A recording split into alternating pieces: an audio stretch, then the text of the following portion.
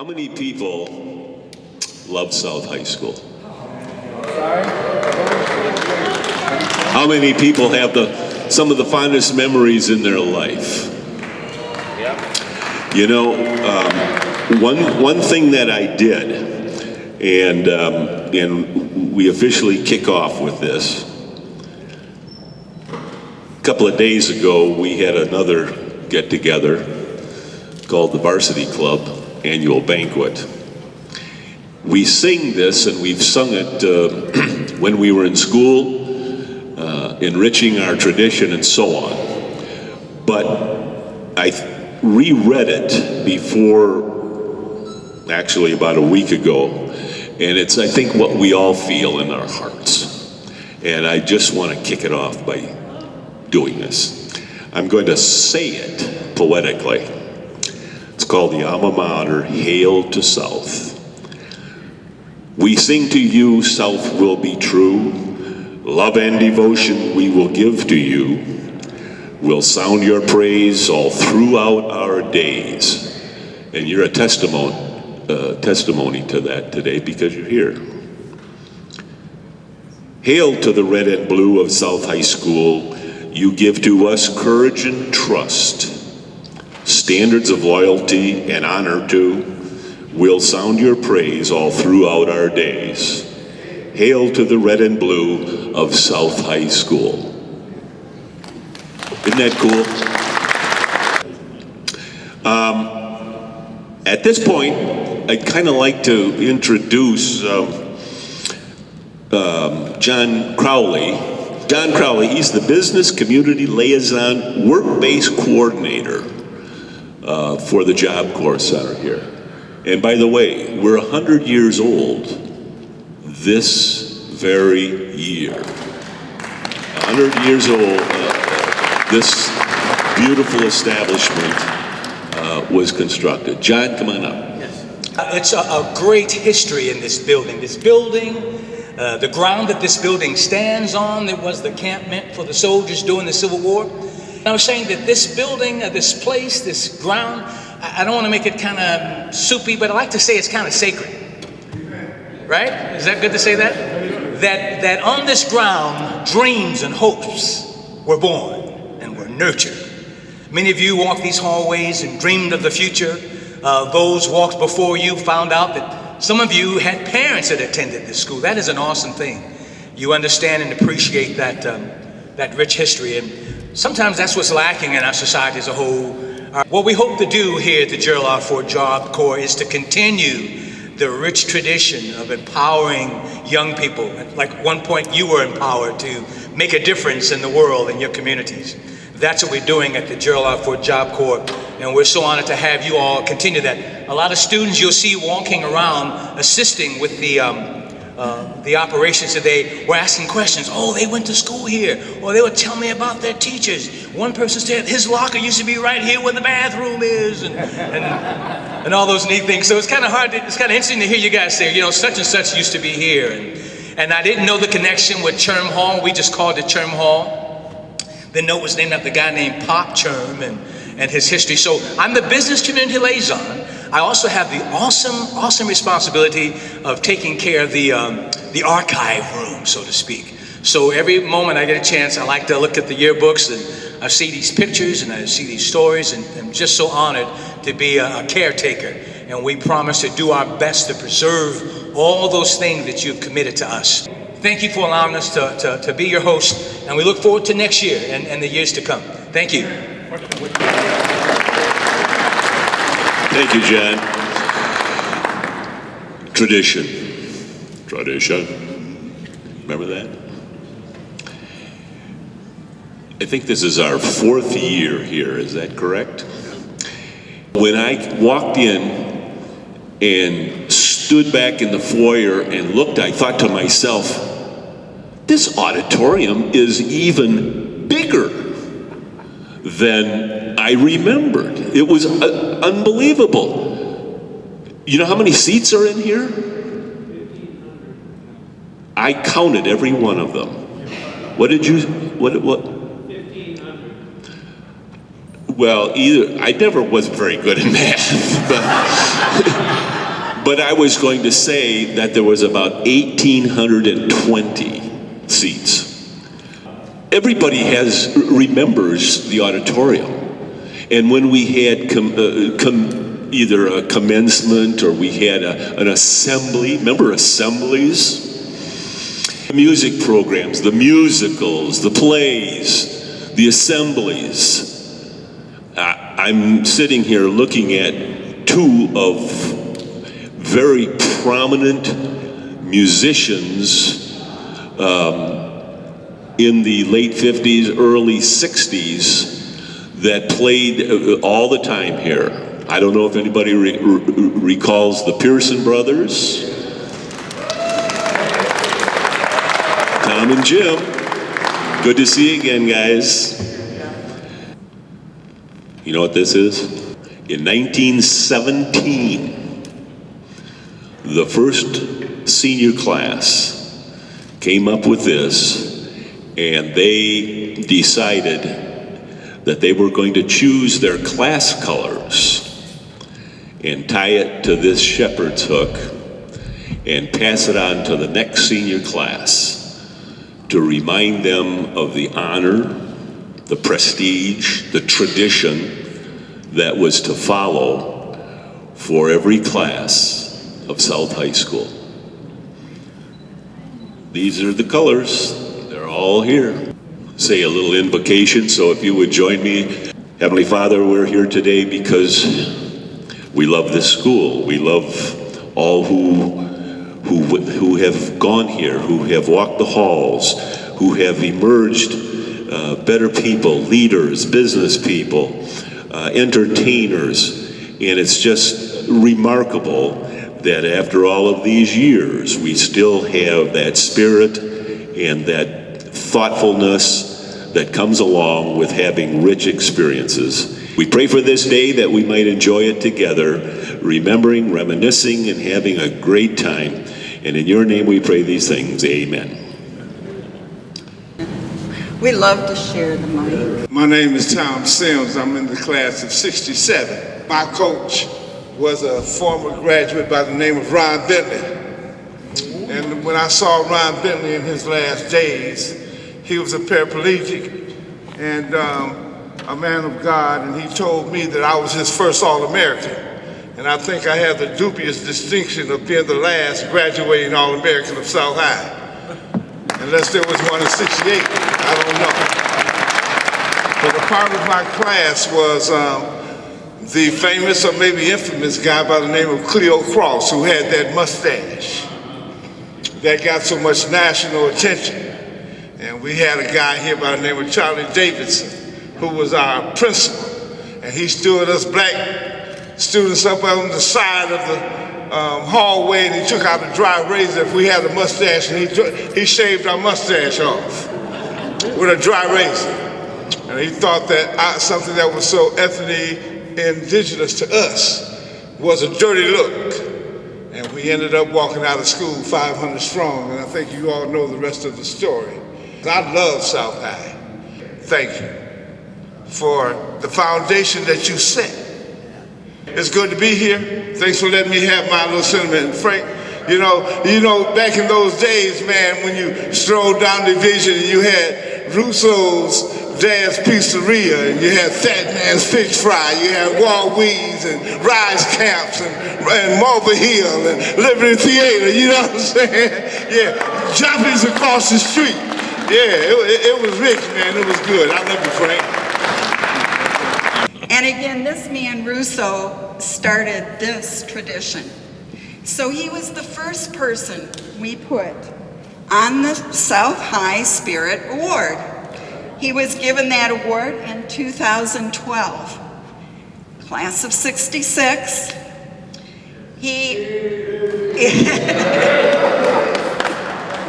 And again, he's kind of a shy guy. He doesn't just like Mike Murphy, who's also a shy guy.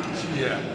They didn't want all of this, but it was his dream. Again, living close, wanting the Job Corps to recognize South High and keep us involved with what they were doing and letting us into this building.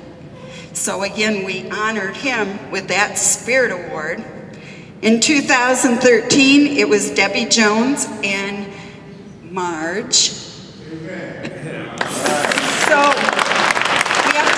we have to switch some of our loyalties from pizza to donuts, of course. And we still do to this day, share both of those loves, pizza and donuts. In 2013, it was James and Elizabeth Tabor, and we know we've lost James, and not sure if Elizabeth could make it today. But again, so much was done and shown the spirit of South High School. In 2014, it was that shy guy behind the camera back there, Al Gamble, whom he and his wife created the history of South High School. If you don't have that book, get it, because you'll learn so much, including who wrote our alma mater, a picture of her as well.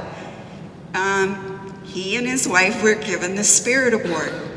So we're coming down to 2015, and we have to call Sir Edward Mike Murphy.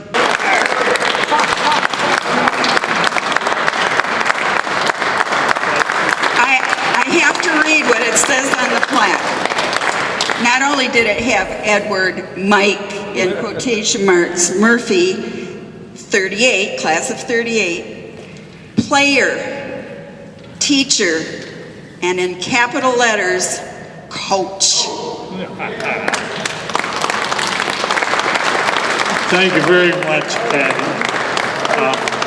This is indeed a great honor for me to receive a trophy such as this.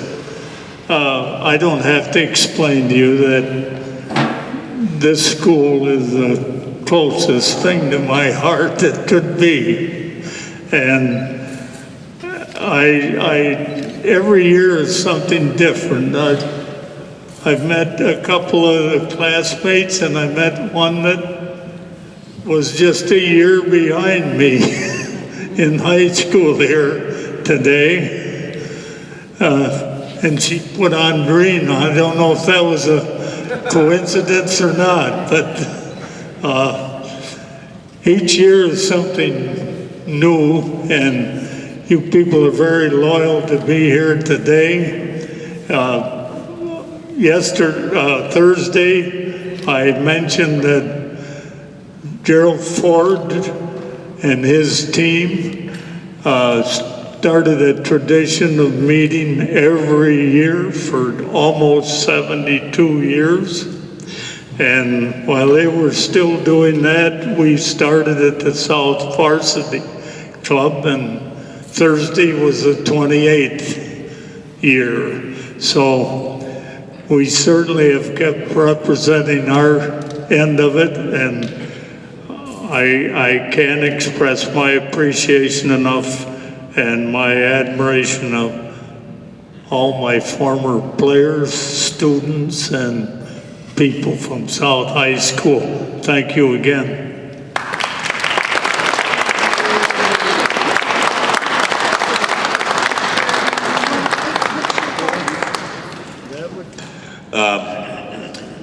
One more thing about tradition. In 1917, the first class was graduated. There were 7 seniors.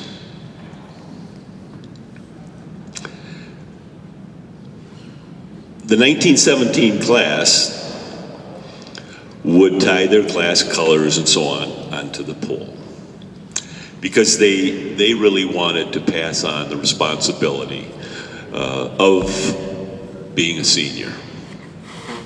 Fast forward, I mean, there's all kinds of stories. In 1943, after his junior year, Gerald Fitzgerald, does anybody remember,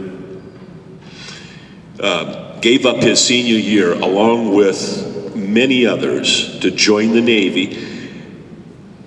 He was an outstanding track runner, In 1945, he was on the island of Tinian, and at 2:30 a.m. standing guard duty at an airstrip, he saw the B-29 bomber, Enola Gay, fly over him. On a 6-hour flight, the A-bomb was dropped on Hiroshima. Another one of our graduates witnessed and was a part of history. Around the world we go. A lot of these guys gave up, as you're going to hear, gave up their schooling to join the war effort. Gerald came back to South in September of 1946 to finish his senior year. There were also 125 other veterans coming back to South to finally graduate. 3 years later, 1947, he got his degree from South High School. It's a remarkable time, isn't it? Remarkable.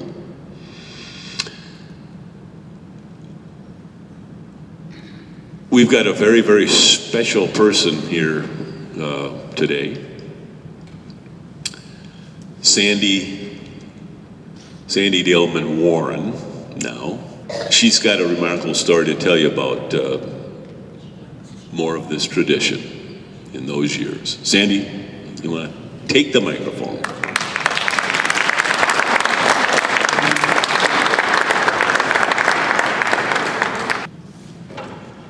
September 7, 1915. 100 years and 5 days ago today, the doors of this building opened. And it opened with a mission statement that basically read, it is to be a school which trains its pupil as far as a school may to perform justly, skillfully, and magnanimously all the offices, both public and private, of peace and war, as far as the national endowment of each pupil will permit. But I think it's fitting on this 100th anniversary that we should talk about perhaps the most extraordinary story, at least in my opinion, and I think maybe yours when you hear it, of something that the class of 1943 did. And I am thrilled to share that with you today. But I have to tell you, this is more than a story about South High School. This story, I titled it The Untold Story of a Michigan High School, a B-17 bomber, and the Blue Ridge Parkway for good reason. In all my research, I found nothing anywhere. No one has ever written about the Buy a Bomber program. And so this story goes far beyond. It goes far beyond the walls of this school. Before I can really get started on our story, I need to remind you of what 1942, what the war years in America was like. And by the fall of 1942, we had been in the war approximately 9 months, and everything in everyone's life was centered around the war. The husbands, fathers, uncles, sons, ages 18 to 38 were gone. They were, we call it deployed now. They enlisted, and many of them enlisted so they wouldn't have to serve in the infantry, but most of them were drafted.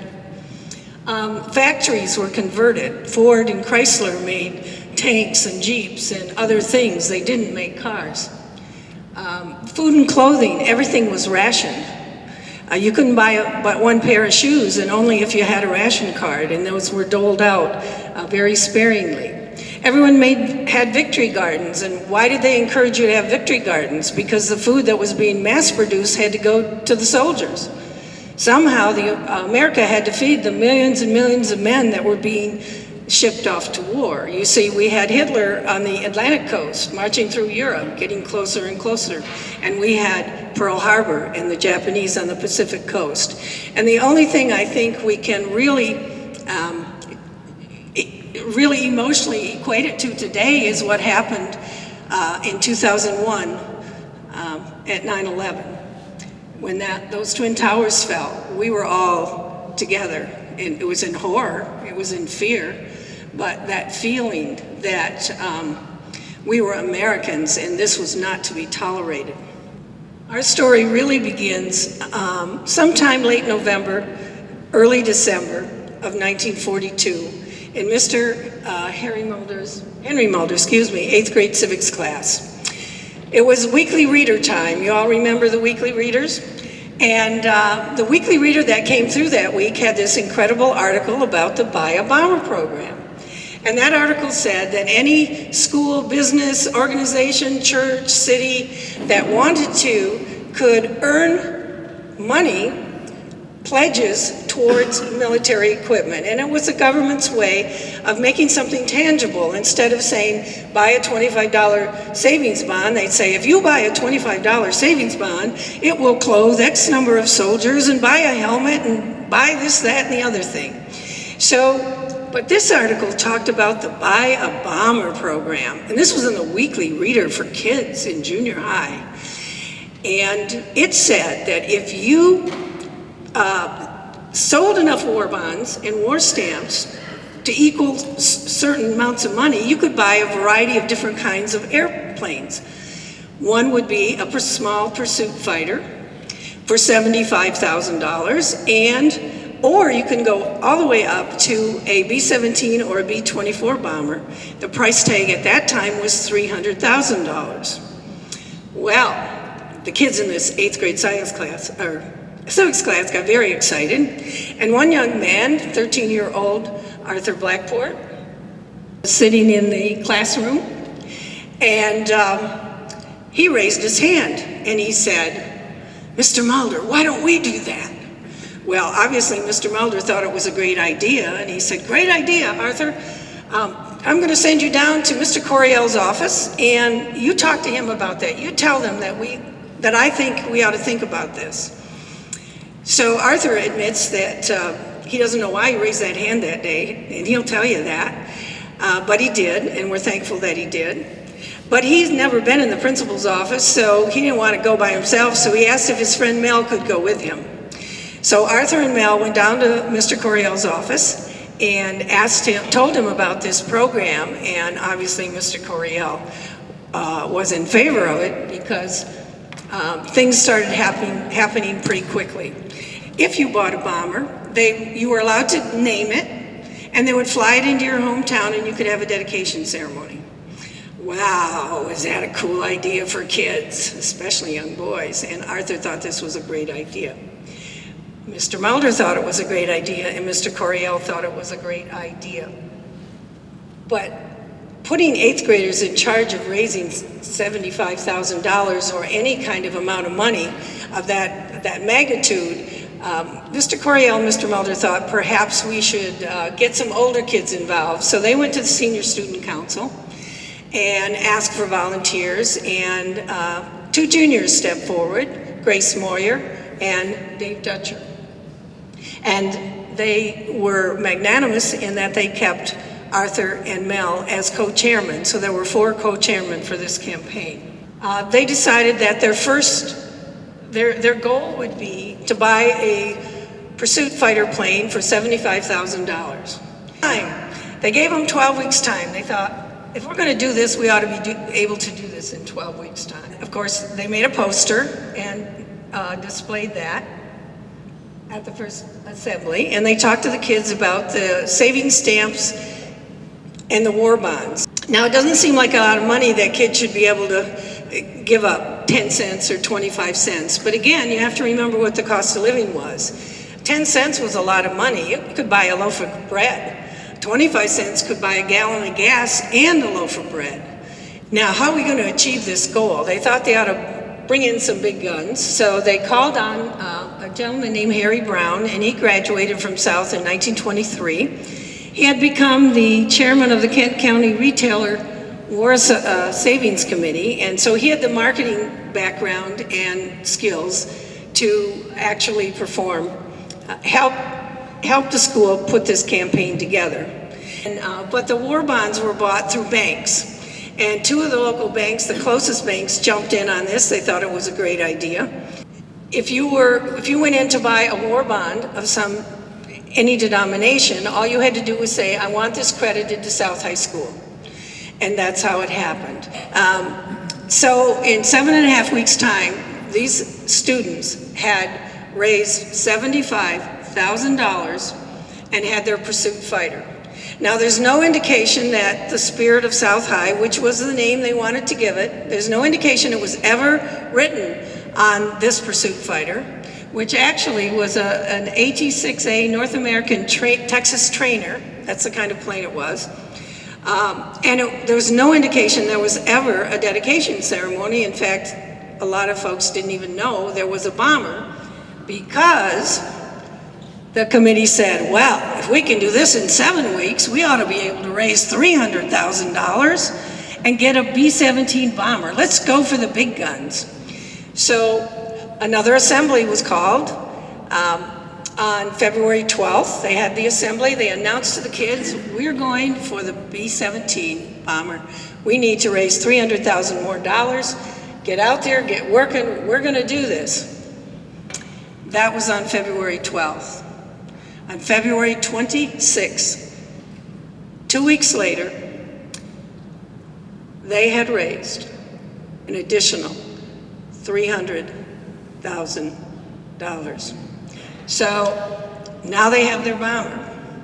They're going to set up the dedication ceremony. It was set up for April 6th, 1943. The student body was let out of school, of course. They all marched to the airport, where there was an estimated 5,000 people had arrived. The plane was there, and on the fuselage is the Spirit of South High. And the Campfire Girls did the flag. This, by the way, is my favorite of all pictures. I love the little girl who's holding on for dear life. And interestingly enough, when you really look at the pictures with the bomber, and I think the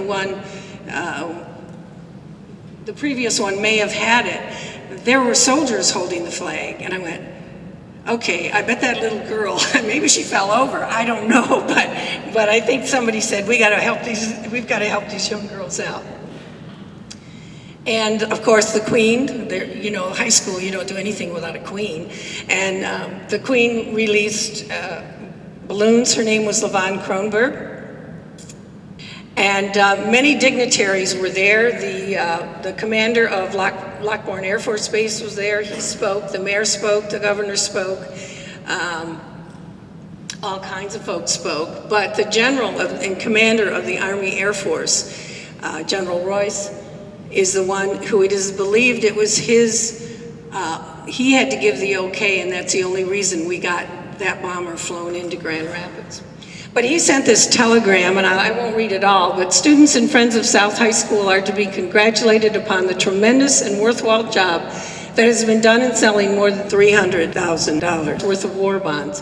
The B-17 Flying Fortress that you are to dedicate today will serve as a symbol and an inspiration to our pilot and crew, members of this great ship that the people back home have not forgotten. Well, they had this wonderful ceremony, and then the plane flew off.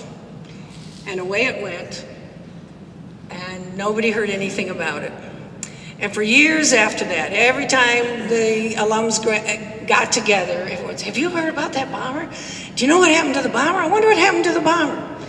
Along about 1990, Robert Trufflemeyer, another graduate of South High, decided, I'm going to find the bomber. He used all the means of research that he could. He did get to the historians at Maxwell Field in Montgomery, Alabama, and that was a good thing, because that was the right place to be. But they said they were too busy, but they would get to it sometime. Well, 8 months later, he was tired, so he decided to call in the big gun. And you know who the big gun is? Our president, Gerald R. Ford. He was retired and living in California. So he wrote to Gerald R. Ford. He put the military on it, and the report came back in a very short while, and Robert opened the report, and what did it say? It said the bomber was used for training. There went all these stories, all these wonderful dreams, all these battles that they were sure it was won. It was used for training, and it was scrapped in Dayton, Ohio. That's what the report said. And, little Joe Rogers, He decided, he's a Coast Guard vet, and he decided he was going to find that log for that plane and find out how many pilots were trained on our bomber. Well, one of the reasons he could do that is because we had all these pictures, and the pictures had the serial number on the tail of the plane. So he said it took him quite a while, quite a lengthy search, and he never found the log of how many pilots were trained, but he came across an accident report for stateside military plane crashes. And there was our bomber, bomber number 42-29577, the Spirit of South High. So he sent for the military report. And the military report comes back, and it describes what happened, it describes where it was. Every crew member had to put their part of it. This report said our bomber crashed in Meadows of Dan, Virginia. Meadows of Dan is a crossroads. There's a farm market, a gas station, a Baptist church, and a couple other businesses. So let me tell you what happened. Lockbourne Air Force Base, Columbus, Ohio. That's where our plane was. It was September 30th, about 8:20 at night. This crew loaded into our bomber going on a mission. Captain Arvold Stredbeck, all of these gentlemen were, the captain and the lieutenants were all combat veterans who had returned from the front. The captain of our Spirit of South High is still alive. He's 99 years old. He's sharp as a tack. And he said, well, you know, our real mission was to do additional training on the Norden bomb site. Now, the Norden bomb site was an analog computer that America had that they didn't think anybody else had. It was top secret. When it was brought to be put into each of the bombers, it came to the bomber with an armed guard, and one of the military men was handcuffed to the Norden bomb site. So they took off in cloud cover, light cloud cover, but on the way back, the cloud cover thickened, and it got thicker and thicker and thicker. And during that time, they used the radio direction finder, right? RDF navigation system. Now, the radio direction finder was highly dependent upon two things. Number one, you had to be able to get a fix on where you were, which meant you had to be able to see below and get some idea of where you were. And the other thing was you had to rely on radio signals. So as they're flying, they'd hear a ping, and there they'd hear a ping. And the radio towers were spaced at various airports and would send off signals, different kinds of pings that the pilots were trained to hear, and it would tell them where to go and where they were. And they would hear one here, and they'd make some changes, and they're trying to guess. They had no idea where they were. Captain Stredbeck also told me that the fog was so thick, it would cover the entire eastern part of the United States. All the airports were closed, and his only choice was to fly around until he ran out of gas. And that's what he did. At 4:50, he was due back at Lockbourne Air Force Base around 2:50 a.m. And at 4:50 a.m., they crashed. They crashed on Bud Goat's farm. And one of the first women that I interviewed, she said, when I was almost done with the interview, she said, and that bomber came down, there was stuff everywhere, but not one pig was injured or killed. And I thought, that's going in the book. Our crew survived, but they were all injured. Most of them minor injuries. Captain Stredbeck had a foot injury, but he said as he parachuted out, they had no idea where they were. They didn't know they were, they had no idea where they were and what was underneath them. He parachuted out, and he said he saw nothing until all of a sudden he saw the tops of pine trees whiz by, and he braced himself, and he landed okay, but he did injure his foot. Lieutenant Hoban, 99 years old, lives in Bradenton, Florida, sharp as a tack. Another one of that crew. I guess we should all go learn to fly the B-17 if we want to live to be 99. He was injured the most. He broke his fibula, his tibia, and his ankle. And he said he saw nothing until he hit the ground. But PFC Poor was the most severely injured, although nobody knew it because most of his injuries were internal. And Michael Hoban told me that he was in the hospital 89 days for his leg injury, and when he left, Private Poor was still there. Just to let you know, here's a map of the area. Here's the mill. Here's the gift shop. And one of the ladies said, you know, every time we had lunch or dinner there, my father would say, right out that windows where that bomber came down, there's still engines in the swamp, which isn't true. I had to dispel that myth for them. But so here's the restaurant. If you go, I don't know if any of you have been on the Blue Ridge Parkway, but right here in this area here is where the bomber came down. It came around, somehow it came around, it came this way, it just missed the mill, and it went right here and it landed right there. Here's a GPS view of it. The mill is here, and the restaurant is here, and the bomber is here. This is a book called Arlie the Alligator, and I never ever met an Arlie. And here, these two men that go to show me where the bomber fell, both their names are Arlie. You know, this is very, very strange things happened with this book. This is Arlie Dalton. He was 8 years old. He lived with his grandfather, but he wasn't there that day. He was over the mountain staying with his parents.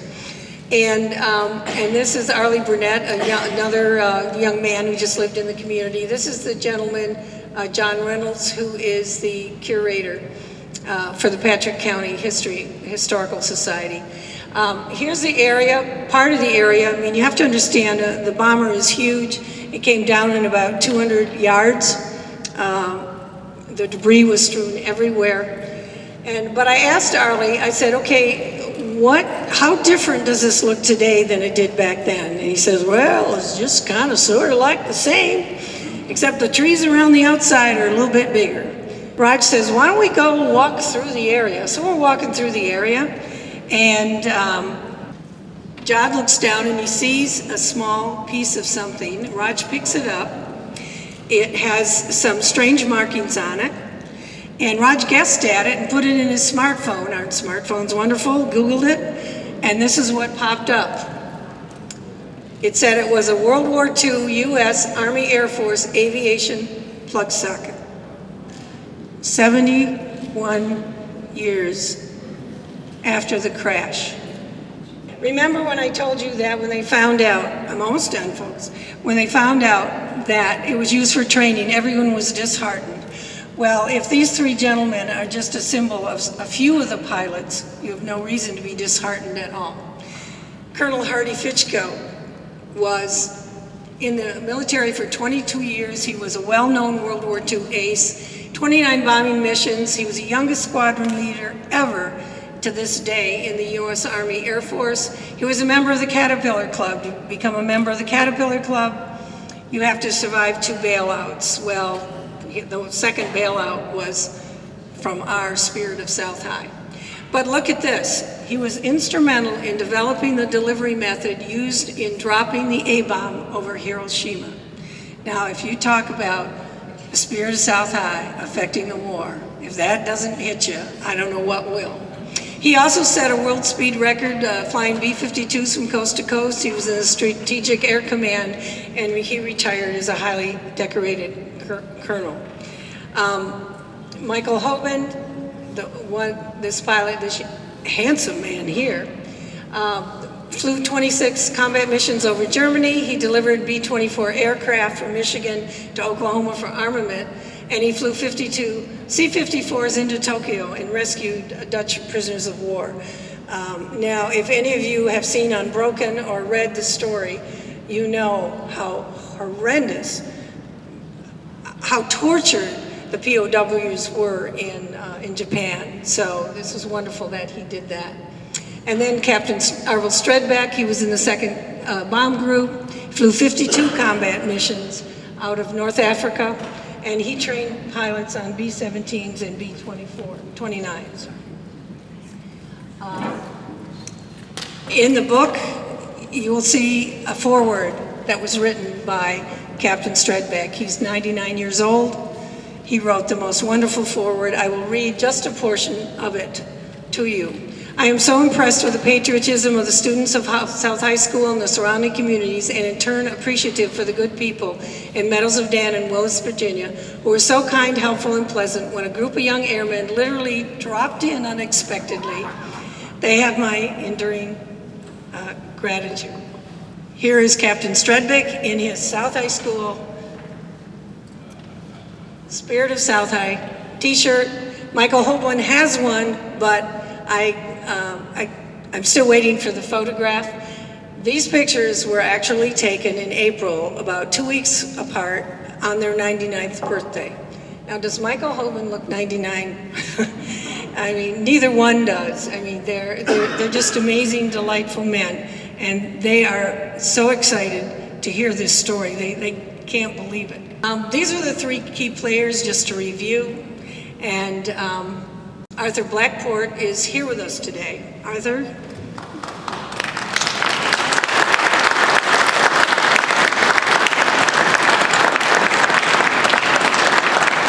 If Arthur hadn't raised his hand that day, we wouldn't be talking about that bomber that's hanging up there. We wouldn't be talking about the Spirit of South High, the B-17 bomber. Dave Dutcher, unfortunately, was unable to come, but his son is here and his wife, so thank you for coming.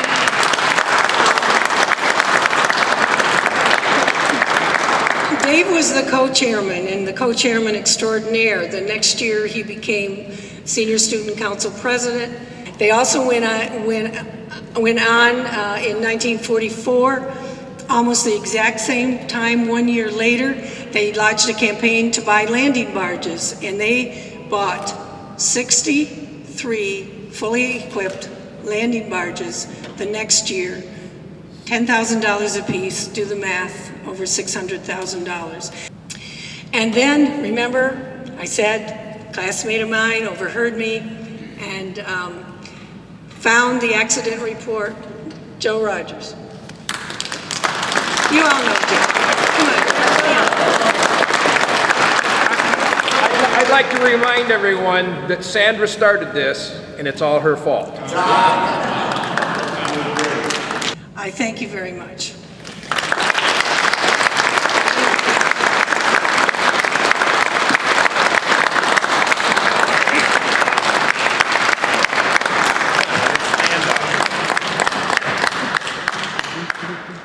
Come on, team, fight! Come on, team, fight! Come on, team, come on, team, fight, fight, fight! With a left, left, left, and a right, right, right! Come on, Trojans, fight, fight, fight! We are the Trojans, mighty, mighty Trojans. Everywhere we go, people want to know who we are. So we tell